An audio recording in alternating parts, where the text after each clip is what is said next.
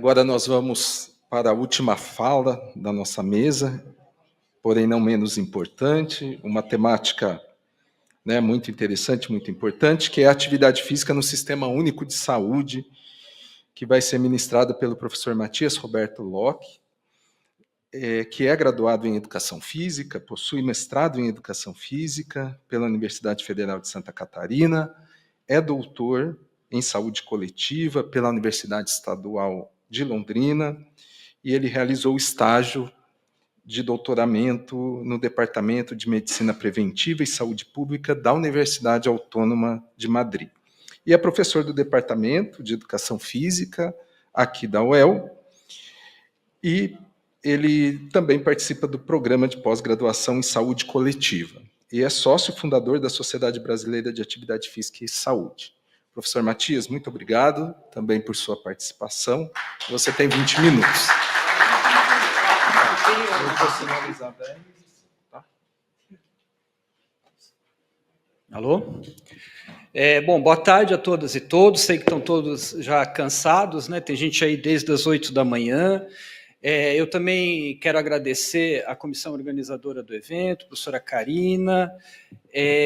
Me sinto, de verdade, bastante contemplado, de alguma maneira, com as falas do Paulo e do Géder na mesa anterior, então algumas coisas eu até vou tentar ser bastante breve e vou tentar respeitar 20 minutos. Vamos lá. A minha fala, esses apontamentos iniciais, eu acho que são importantes, porque são pontos que eu não vou conseguir aprofundar, mas eu acho que são a priori e ajudam a entender um pouco de que lugar que eu falo. Então, a minha fala está, evidentemente, bastante enviesada pelas minhas concepções de mundo e pelas minhas concepções e visões sobre o SUS, né, que representa, de alguma maneira, né, e aí ela é representada pelo respeito e admiração pela história desse sistema.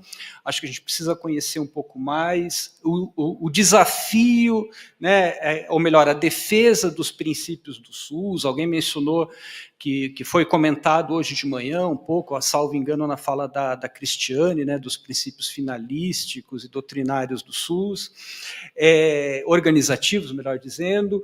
Também o reconhecimento dos seus problemas, evidentemente. Acho que quem busca estudar o SUS com profundidade reconhece as muitas dificuldades, mas para além do senso comum, que normalmente é colocado principalmente pela grande mídia ou pela visão que ainda é hegemônico, mesmo dentro das áreas de saúde, a gente compreender os desafios e ameaças que a gente tem e que teve recentemente, evidentemente, mais fortemente, em relação à própria continuidade do SUS, a busca por um olhar ampliado de saúde, que é muito materializada pelo princípio da integralidade. Não fosse o princípio da integralidade, a gente não discutiria, provavelmente, o SUS na nossa área, em outras áreas da saúde. A ideia de que saúde é um direito de todos e não uma mera mercadoria, né? Então, o SUS não é meramente uma questão de mercado. Acho que a gente não deve discutir na educação física o SUS só nessa perspectiva de que agora ele é um campo a mais de atuação.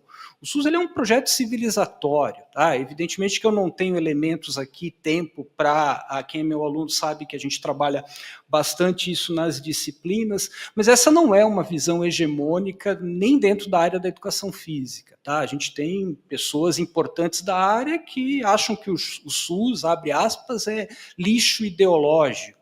Então, a gente tem ainda um grande caminho a ser construído para a consolidação desse sistema também dentro da nossa área. Tem uma linha do tempo, né, e eu não vou aqui aprofundar, evidentemente, mas que começa lá na reforma sanitária, né, e tem marcos fundamentais, mais específicos, como a criação do Programa Academia da Saúde, da Política Nacional de Atenção Básica, a Pesquisa Nacional de Saúde, que traz as práticas corporais e atividade física como um elemento importante, mas marcos não tão específicos, como a criação do Programa Saúde da Família, lá em 93, 94, mencionei o princípio da integralidade, etc. Então, a gente tem marcos mais específicos da nossa área, mas marcos mais gerais, que ajudam a compreender como que se dá essa inserção também de um ponto de vista legal. E aí, quando começou essa história, né, de SUS, o Paulo está ali, acho que ele está quase desde o início, talvez o Daniel também, Em 2008, principalmente, eu costumo dizer que o grande marco foi a criação do NASF em 2008. Claro que a gente tem lá a criação das residências multiprofissionais em 2005, tem uma outra experiência pontual antes disso, mas o grande marco que trouxe a discussão do SUS para a formação em educação física foi o NASF em 2008. Tá? E em algum momento a gente achou que bastava a educação física pegar a expertise que ela tem em clínicas, academias, etc., e aplicar no SUS. E acho que hoje está muito evidente, ficou claro na fala do Géder, de Paulo e de tantos outros, que não é bem assim. A gente tem uma série de especificidades que precisam ser consideradas. A minha fala aqui ela é muito centrada na atenção primária, que é o meu viés de formação e de atuação. Tá? É evidente que não se limita a isso. A própria fala do Paulo também foi mais centrada na atenção primária, mas ele mencionou CAPES, hospital, o Cícero traz a questão hospitalar e assim por diante. Mas a minha fala, pelo meu viés, é mais centrado na atenção primária. Tá? Mas acho que algumas coisas certamente se aplicam a todos os níveis de atenção. E também, por último, a ideia de que a atividade física ela é bastante importante para a saúde, bastante importante para o desenvolvimento humano, mas ela não é uma panaceia, ela não vai resolver todos os problemas da humanidade. A atividade física, as práticas corporais, num contexto do SUS, precisam estar dentro de um plano de cuidado, de uma estratégia maior de saúde. Claro que a gente, todos aqui, acho que da educação física, tem essa... carregar na tinta da importância da atividade física, que realmente é importante para a saúde humana, seja do ponto de vista individual, seja coletivo, mas ela, insisto, não é uma panaceia que vai resolver todos os problemas da humanidade. Essa apresentação está muito baseada em 4 ou 5 textos, eu deixo ali porque eu não vou conseguir aprofundar, evidentemente, tá? Depois quem tiver interesse pode ou pegar a apresentação ou entrar em contato comigo. Então tem aqui 4 ou 5 referências. Essa primeira ali é um guia também de aconselhamento breve para todos os profissionais de saúde na atenção primária, que começa inclusive na gestão lá que o Daniel estava no Ministério da Saúde. Espero que o documento seja lançado em breve pelo Ministério da Saúde. E tem ali inclusive um capítulo específico sobre o profissional de educação física. Então, a gente parte do princípio que aconselhamento para atividade física pode e deve ser feito por todos os profissionais de saúde, assim como o profissional de educação física precisa saber aconselhar sobre alimentação com base no guia alimentar. Ele não vai prescrever dieta, é evidente que não, mas todos nós aqui temos que conhecer o guia alimentar muito bem. Assim como um agente comunitário, um médico, tantos outros profissionais precisam conhecer um pouco sobre atividade física. Estou vendo a Tânia aí, que também tem um mérito bastante grande nessa construção.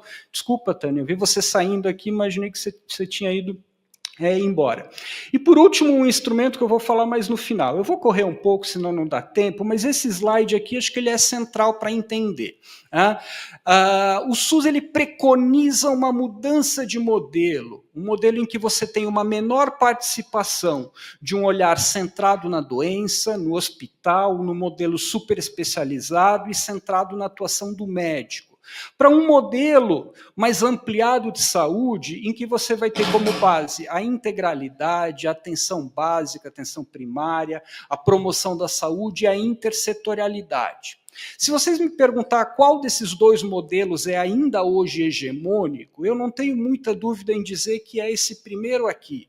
Então, mesmo a formação da maioria de nós aqui, de 95% dos cursos de educação física Brasil afora, eles ainda são hegemonicamente esse primeiro lado aqui do slide. Por isso que eu coloquei ali o preconiza com uma letra diferente. Agora, eu também reconheço que a gente avançou, não tanto quanto a gente achou que avançaria lá em 2008, 2009, que a gente começa a discutir isso de maneira mais sistemática, mas tem alguns avanços. A gente não discutia SUS, eu me formei em 2003 e passava ao largo. Se eu escutei SUS 3 ou 4 vezes durante toda a minha graduação, foi muito.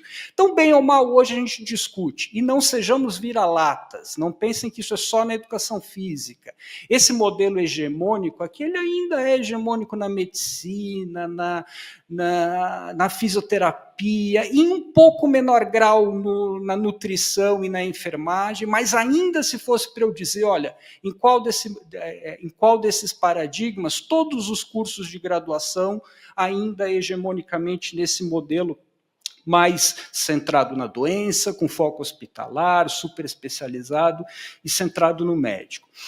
A Silvana acho que não está por aí, esse é provavelmente o primeiro trabalho publicado na educação física brasileira, mais ou menos contemporâneo do trabalho da Sueila, que a Tânia orientou, mas o trabalho da Sueila tem uma pegada, né, Tânia, de comparar o quanto a educação física vinha sendo contratado lá pelos primeiros editais do NASF, e aí mostrou que era uma das 5 profissões mais contratadas.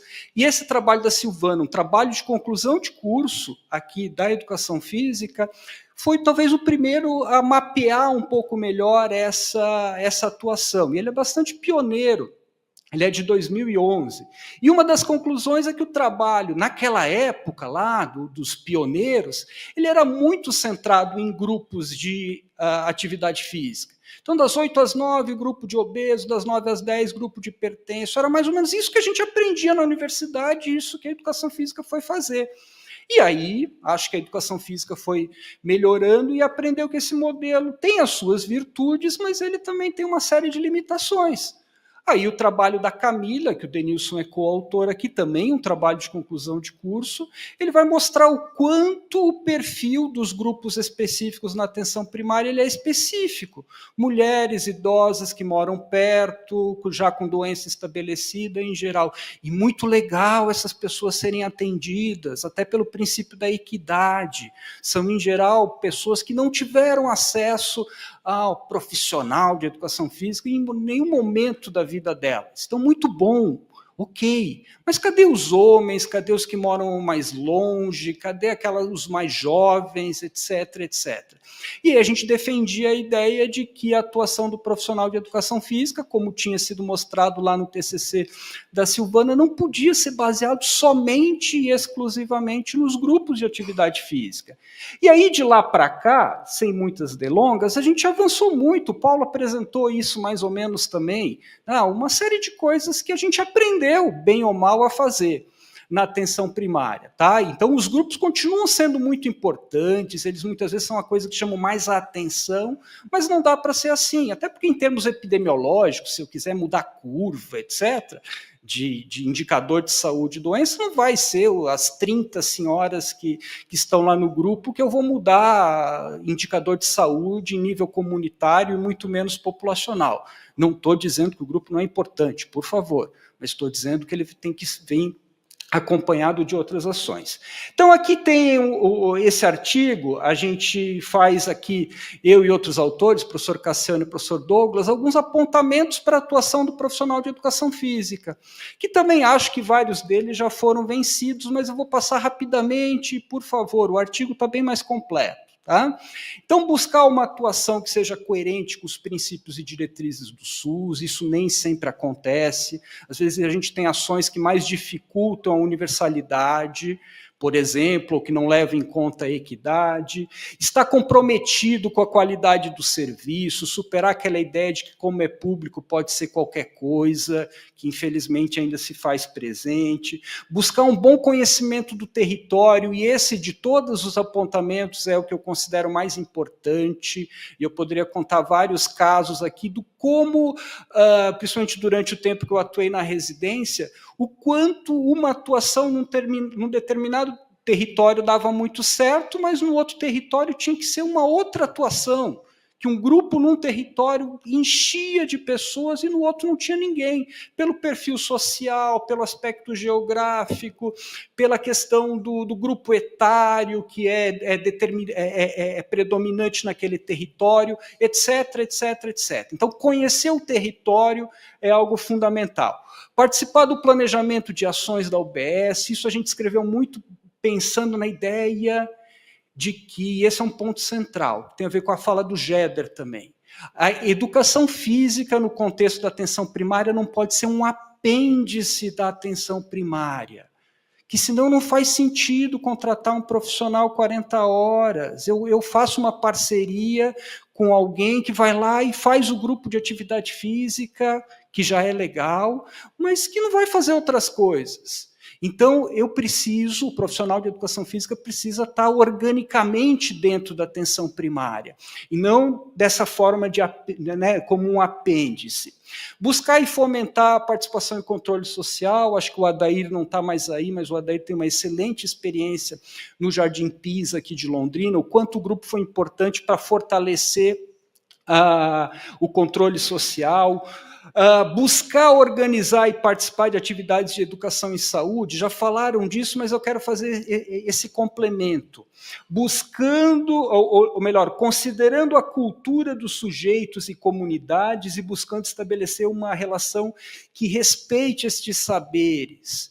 A gente acha que, eu vou encher de palestra, vou ensinar as pessoas a viver e ponto final. E a gente desconsidera que é preciso uma concepção mais horizontal de educação e saúde. E aí tem bastante literatura já sobre isso, dando pistas, inclusive, do quão mais eficiente é. Participar de atividade de apoio matricial, também já foi falado, tem a ver muito com esse espaço da atenção primária para se aprender e se ensinar. E aí a gente não tem muito espaço para corporativismos. E aí, infelizmente, os conselhos em geral, não só o nosso, às vezes mais atrapalham do que ajudam. Tá? E aí é um canibalismo entre as profissões. Tá? Acompanhe o que está acontecendo agora com a farmácia e a medicina, a fisioterapia, etc. Isso, do ponto de vista da atenção em saúde, é uma tragédia. Tá? Reconhecer múltiplos determinantes do comportamento humano. Lembrem que profissional da saúde não existe para fazer julgamento moral do comportamento de ninguém, e sim para facilitar a vida das pessoas, ser mais fácil adotar comportamento saudável, ter uma vida mais satisfatória, e muitas vezes a gente tem essa abordagem, tem que fazer isso, tem que fazer aquilo, senão você vai morrer, senão isso, senão... que em geral as pessoas já sabem. Essa abordagem, essa pedagogia do medo pode funcionar em casos particulares, individuais, mas em termos comunitários e populacionais está mais do que comprovado que, além de causar sofrimento humano, não funciona para mudar comportamento. Reconhecer a atividade física como objeto complexo, já falei um pouco, né, a questão de que o aconselhamento para a atividade física todos os profissionais devem fazer, buscar fomentar a atuação intra- e interprofissional, que é extremamente difícil, inclusive pelas condições de trabalho que muitas vezes são colocadas, não focar na prescrição individualizada, que pode acontecer. Eu posso ter um caso lá na comunidade muito específico e eu preciso que a dona Maria tenha uma prescrição individualizada. Não tem nada de errado.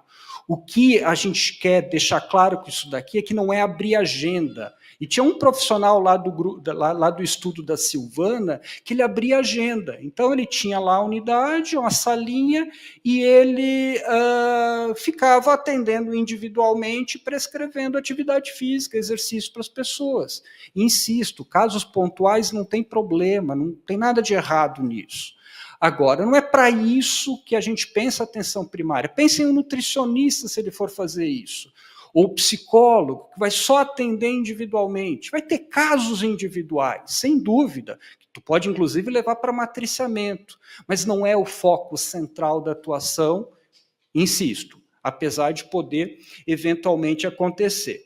A organização dos grupos é uma das estratégias, não é a única. Nesses grupos, tentar ser criativo, não precisa ser todo dia a mesma coisa, a gente não precisa ser totalmente ali. Eu sei que tem vantagens da caminhada, todo mundo consegue, todo mundo é fácil, todo mundo tem, em geral, boa habilidade motora para isso, etc., mas acho que a gente perdeu na educação física como um todo um pouco dessa criatividade. Foi, em alguns casos, demasiadamente para uma lógica biomédica de controle, de intensidade, etc., etc. E as pessoas gostam de, em geral, coisas mais criativas. Não tem nada mais chato do que tu ir para uma aula e todo dia ser exatamente aquela mesma coisa. E tem programas na atenção primária que seguem essa linha e que acho que não precisam ser assim. Valorizar a utilização de espaços públicos, fundamental, e acho que a gente tem que reconhecer que a gente melhorou no Brasil, em geral, em relação a isso. Tem estudos mostrando que a gente ainda tem déficit de espaços públicos, ainda tem grandes iniquidades. mas a gente tem melhorado. Se a gente pega um recorte histórico, a gente vê que hoje em dia, em geral, a gente melhorou e parte dessa melhora se deve pela ocupação dos espaços pelas pessoas e pelos grupos de atividade física que existem na atenção primária. Para terminar, acho que meu tempo está realmente no fim, já passei 1 minuto. Esse instrumento aqui, que eu, Patrícia Jaime, Cassiano e Emanuele desenvolvemos e criamos, ele busca ajudar o profissional que está lá na atenção primária, não só na atenção primária, mas é o público principal, avaliar se as ações que ele faz são coerentes com os princípios da promoção da saúde. Então, a gente pegou os 9 princípios da Política Nacional de Promoção da Saúde, criou um indicador de saúde para cada princípio e tem lá para autoavaliação do profissional. Né? Então, ele tem lá o meu grupo de atividade física, em que medida ele promove a equidade, a participação social, a autonomia, empoderamento, etc. Não vou aprofundar também, evidentemente, mas a grande mensagem que a gente quer passar é assim, em termos de, para a nossa área, mais especificamente. Muito bom aumentar a atividade física, aumentar gasto energético, melhorar a aptidão física, ótimo, excelente. Mas dá para fazer isso aumentando a autonomia, empoderamento, levando em conta a equidade, fortalecendo a participação social, etc., etc., que são aqueles 9 princípios da Política Nacional de Promoção da Saúde. Então, essa é um dos objetivos desse instrumento. Então, finalizando, a gente tem muitos desafios, sei que eu atropelei bastante coisa aqui, mas insisto, acho que a literatura... essa e as referências que estão indicadas nessas literaturas ajudam a aprofundar. A gente tem muitos desafios, mas a gente tem algumas possibilidades bem interessantes. O Jonathan está aqui, que fez o estágio recente na atenção primária.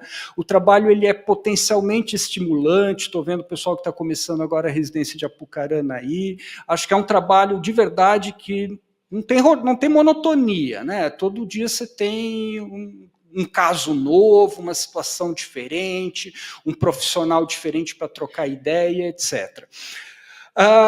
Mas, claro, que a gente tem nem sempre, inclusive pelas condições de trabalho, essa condição estimulante. Então, a gente tem avanços importantes de 20 anos para cá, mas a gente tem ainda um grande caminho pela frente na formação profissional, que ainda é hegemonicamente biomédica, na contratação de profissionais. Eu acabei tirando, mas tem um TCC que eu orientei recentemente, a gente mostrando.